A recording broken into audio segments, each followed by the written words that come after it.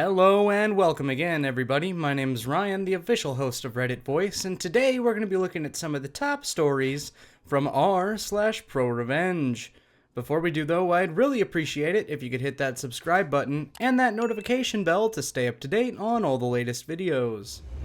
Trying to take the credit for something I wrote? Let me destroy your academical credibility and get you fired. I used to be in what my college we called Cedar, an investigation group created by students that wanted to produce scientific articles, in this case psychology, and normally directed by a professor. I had just started college, didn't know how things worked, but thanks to a friend I was able to enter one of the most exclusive Cedars of our faculty. They were developing, at the time, 5 articles, and I was assigned to the newest one, a simple case review. But this story is not about me or my project. This story is about Rebecca, the friend that helped me before. Like me, Rebecca was a psychology major, doing her final year of college, and she was one of the lead investigators in the Crown Project of the Cedar at the moment. A meta-analysis on conductual behavior therapy in schizophrenic patients around Latin America. That shit was not easy. She had spent a year and a half working on it when I joined the group. It was already in its final stages. Then the drama begun. Well, it had actually started midway project, when the first drafts were sent to the publications office. In my college, the publications office can be your best friend or your worst enemy as an investigator, and their suggestions are basically orders. Because the article dealt with a psychiatric pathology, they said it must have the support of our college's med school psychiatry department. The head of the department, who I will call Dr. Trash, put the condition that one of his residents had to be on the project. It was kind of rude to force them to include some random guy, but in the end, she and her group accepted, and enter Julian, the human incarnation of laziness. In a team of 5 individuals, Rebecca, Julian, and 3 other psychology students, Julian barely did any job, and whatever he made had to be checked and corrected by one of the others. Sometimes Rebecca doubted he even knew what the article was about from some of his comments. Fast forward again to the finish line of the project. It was basically done and only needed the approval of Dr. Trash, and this is where things went to hell. For those who don't know, psychiatrists and psychologists aren't always in the best terms, and this hidden feud can sometimes cause troubles when we interact. In this case, as Rebecca had learned from one of the good psychiatry residents, the problem was that Dr. Trash didn't believe psychology should exist and thought of us as glorified life coaches. You see where this is going? With the project already done, he refused to approve it unless those credited as main authors were himself, reasonable to a point, department heads were always considered main investigators, our Cedar director, and Julian. The others could only put their name as investigation assistants on the acknowledgement section. This was a total slap in the face. Even when she tried to argue that she was the one that designed the project in the first place and that Julian did the minimum, the man called her a liar, said her basic idea had needed a lot of corrections, false, and knew that Julian had written most of the paper as there was no way she could have done it. Remember, he saw us as life coaches. Julian, being the douchebag he had been all year, didn't correct him and let the others drown while he was praised. In the last peaceful attempt, Rebecca asked why they could not put their names of all as authors, and Dr. Trash said that a bunch of unknown student names would not only wrest credibility to the thing and refuse the proposal. Lastly, he said that they could accept his terms or quit the project and leave him total control of the article. You may be thinking this is impossible. This man is literally stealing work from another person. Sadly, this is how investigation works sometimes, and is not uncommon that well-established investigators steal the work of unknown ones, because in the he said you work, they are most likely to win. Even with evidence like mails and drafts, they can get their way. Rebecca and her friends were devastated, but even the director of the Cedar refused to give them his support. The important thing is that the article is published, not who takes credit, was his reasoning. That's when Rebecca decided to go full suicide bomber. When she told her friends of her idea, warning them it would be best if they left the project, Before things escalated, they decided to stay and help her. The plan was to sabotage the article by modifying statistical analyses they had made previously, basically the core of it all. The conclusion you got was the new results was same as before, but anyone who read the thing and checked the sources would see the data had been tampered, making it look like they forged the results to their convenience. This was a tricky move because they had to make the modifications in between the last revisions with enough subtlety that Dr. Trash would not notice it when he corrected other parts of the texts. They were extremely lucky he never checked the statistical component, partly because that was the Cedars' director responsibility, and he had already given them the thumbs up. Finally, the article was completed and the work was sent to the publications office. Then it was just waiting until it finally made a boom. About a month after submitting the project, all of the implications were cited to a meeting where the publications office, including Dr. Trash, the office had seen the altered results, and that meant they had to investigate the group for fraud. To the students and the resident, it could mean expulsion. To the director and Dr. Trash, they would be forbidden to publish again under the university's name, and in the worst case scenario, they could be fired. And that's when Dr. Trash saw that he had condemned himself, because Rebecca and the others were just assistants. It meant that most of the responsibility was on himself and the other main authors. Blaming the students would give away the fact that they were way more involved in the process, admitting he had taken away the credit and that he had not checked the paper properly. In the end, he didn't have to decide how he wanted to be hanged, because the Cedar director spilled the beans in order to save his own neck. With the director's confession, Rebecca and the others could tell the truth and showed the publications office the real results and told them about the sabotage.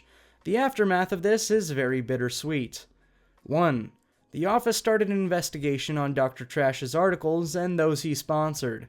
Finding he had done this way too many times, he was fired after the news spread around, and as far as we know, he hasn't done any more publishing in indexed literature because no serious magazine will accept his submissions.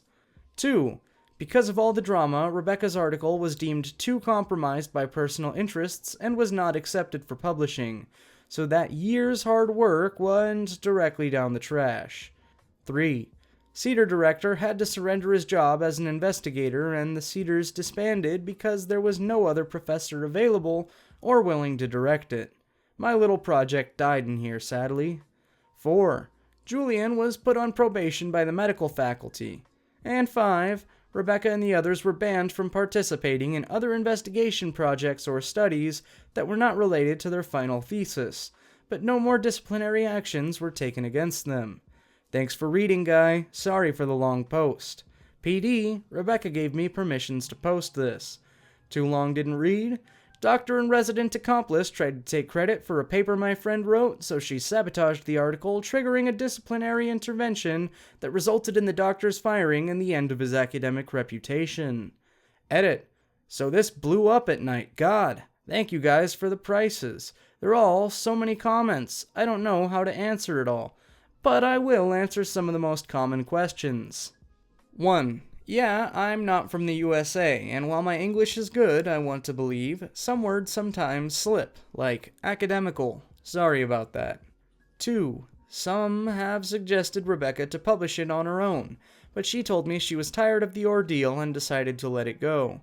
It was hard, but she didn't feel comfortable, and in the end, because it was a project born in the Cedar, it was owned by the university. More on this right now. She graduated a long time ago and is working in a clinic with little to no interest in academics, at least for now. 3. Many are wondering what our publications office is or why it's so important. Well, our publications office was created to help student research. When you submit your paper and they approve it, they send it to good journals and oversee the whole process so that the articles are being published and get where they had to get.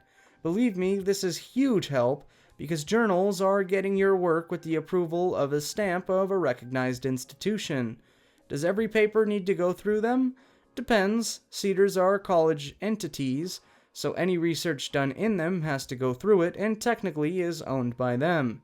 With that benefit, you may ask, Well, Cedar members have access to all your college resources, including labs, materials, databases, expert help, etc. All this costs money. When you submit your project to our publications office, you also submit a budget, and they'll approve the meaning of the students. Don't pay anything. And finally, the publications office is also in charge of the ethics committee, those who authorize any clinical investigation or experiment done within any of our health faculties. Because of this advantage, they're also extremely picky, and their moral code is strict, because whatever they approve will have the college name on it. And my college has quite the reputation in my country, if I say so myself. After a lifetime of abuse, I burned down everything, and got what I wanted. I don't want to make this too disturbing, but read at your own risk. It's really, really long. TLDR at the bottom, throw away because other people know my account. Part 1. The Childhood. My parents have always had a toxic and mutually abusive relationship. Physical fighting, screaming matches, destruction of each other's property, and then a short honeymoon phase. I witnessed all of it. It was a cycle. Not only did they abuse each other, but my mother would physically abuse us with regular beatings, and my father would neglect us, allowing her to hurt us. We, my siblings and I, would see the worst of it on weekends. They would have events that lasted days, and often argued well into the late hours. My mother would even take from us our home out of spite for my father and have us stay with her abusive family members for days and sometimes weeks. This, of course, would interrupt school and put us behind other students. I would often come to school tired and being kept awake by the incident between them. In addition to that, I was prevented from building meaningful friendships outside of school because of how strict my parents were. I wasn't even allowed to take part in extracurricular activities because they insisted they were meaningless and would corrupt me. Part 2. A Child's Revenge. I became resentful and angry. I hated that they would torment me and my siblings and then cuddle and be lovey-dovey with each other during the honeymoon periods of the cycle. It disgusted me. By the time I reached my early teenage years, I made a decision to sabotage them at any chance I got. It was easy since I had been watching their patterns for years. I stole money from my father in small amounts. I destroyed emotionally valuable items from each of them. I threw out foods they were saving as treats for themselves. I found receipts of purchases they were hiding from each other and left them out for the other to find. I destroyed clothing. I made each of them think that I was siding with them after arguments, getting them to talk to me, and then took their dirty secrets back and forth to increase the distrust of each other. The funny part was, they never suspected it was me. I was just repeating the same behaviors they had already been doing, so they always assumed it was the other one. Part 3. The Next Level Revenge. As the years passed, I knew I would be leaving the household when I was an adult, so I explained the plan. I knew that my younger siblings would suffer in a household with both of them together, especially after I left. I had been abused in my childhood by one of my mother's family members in a way that words are not allowed to describe here on the platform. My father and siblings didn't know, but my mother did. She knew that this person was, and left me alone with him multiple times. She hinted to me that if my father ever found out about anything her family had done, I would be responsible for breaking up the family. That's how she got me to keep quiet about all of the abusive things her family members had done to us. Between the two of them, she was the worst. My father was really just neglectful and willfully ignorant of the deep levels of abuse she would put us through. He thought that his role as a father was to go to work, bring home the money, and relax. I knew it would take something powerful to make him step up. I also knew that if they were exposed to the authorities, there was a chance my siblings would get separated or be forced to live with worse family members than those whose evil deeds couldn't be proven. I waited all the way until a few months before I was prepared to leave the household. Then I told my father what had happened to me. I told him all the secrets my mother had kept from him regarding how her family would abuse us whenever she took us to visit and stay with them. My siblings were never abused, but they were beaten and starved. I told him that I was only telling him this now because I was planning on moving out and I needed him to wake up and protect my siblings after I left. I told him there wasn't any hope of saving anything with me, but there was still time for the others to still have a good life. He cried. It had the desired result.